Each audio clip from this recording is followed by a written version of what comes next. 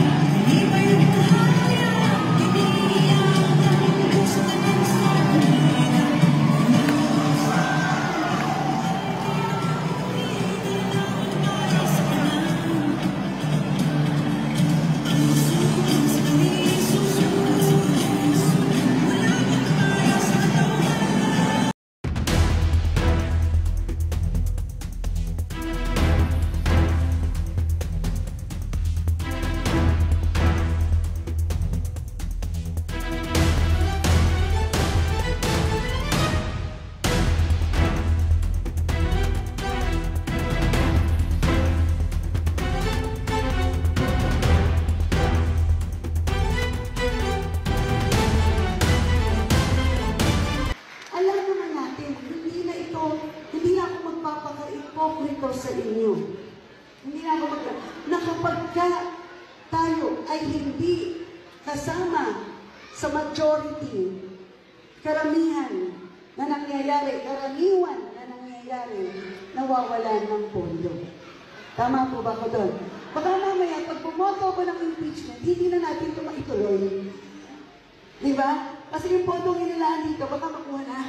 Di ba? Nakukuha po ninyo. Nakukuha po ninyo. So, ano po ba? Kung kayo po ang nasa kalagayan ko, kasi nga, desisyonan ko to, o hindi ko ito desisyonan, may masasabi at masasabi yung kalaban. Tama po ba ko? So, ano mas iisipin ko? Ako na lang ang sasalo lahat ng mga pambala niya. Di ba? Pero ang importante, nasalig ko yon para hindi kayo mawalan.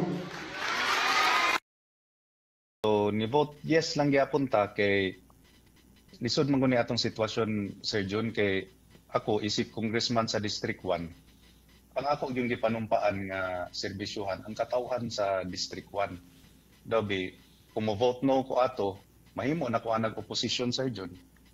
Kung mahimo tag opposition kay balora ba taon sa mahitabo ana. Kani mga tawo nga kapin gatos kada adlaw mo bisita sa akong opisina kay mga tabang unsa na lay akong ikatubang sa ilaha, Sir Jun, nga mahubasan naman na di naman ko makapangayo og additional nga budget pangtabang sa ila. Lahi ra ba nang mobisita bitaw ko di sa akong opisina, Sir Jun, mo anha ng isa ka inahan nga gahilak kay mangayo siya pangtabang sa iyang anak nga 2 years old gi epilepsy. Mahal kaing tambal.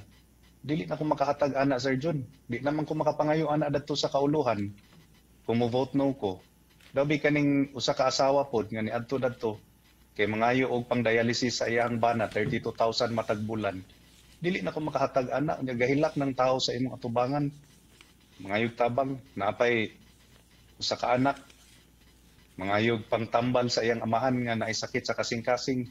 Dili na mabuhi ang iyang amahan kung dili matagaan og tambal. Dabi ako nga nangatubang diya sa mga tao.